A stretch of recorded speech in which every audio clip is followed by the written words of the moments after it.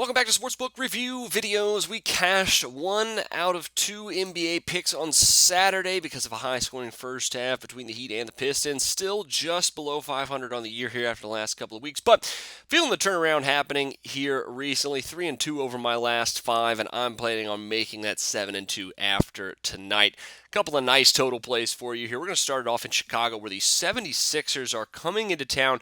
The Sixers do not have Joel Embiid tonight. They might not have Jahlil Okafor, but without Embiid, their defense is going to take a hit. They're about 10 points worse on defense, giving up about 10 more points per 100 possessions more without Embiid on the court. And even against a mediocre Bulls team, that could lead to a lot of points, especially Chicago maybe trying to put things behind them after a really horrible stretch of drama-filled, just bad basketball.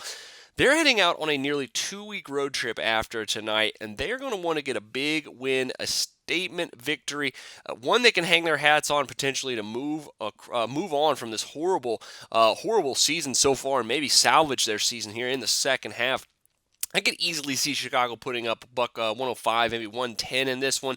Put up 105 last time they played the Sixers, and if they put up that much, I think the over is going to be enough here for it. They're probably going to need to put up a few more points than that, but if they get to between 105 and 110, I think the over is a really good play. 5Dimes got it at 204.5 right now. Now, a better one, I think, and definitely my prime play of the evening, an hour earlier actually, is the Washington Wizards and the New Orleans Pelicans. These two teams, I think, easily could cash the over against one another, especially with it still sitting just below 220 points at most shops.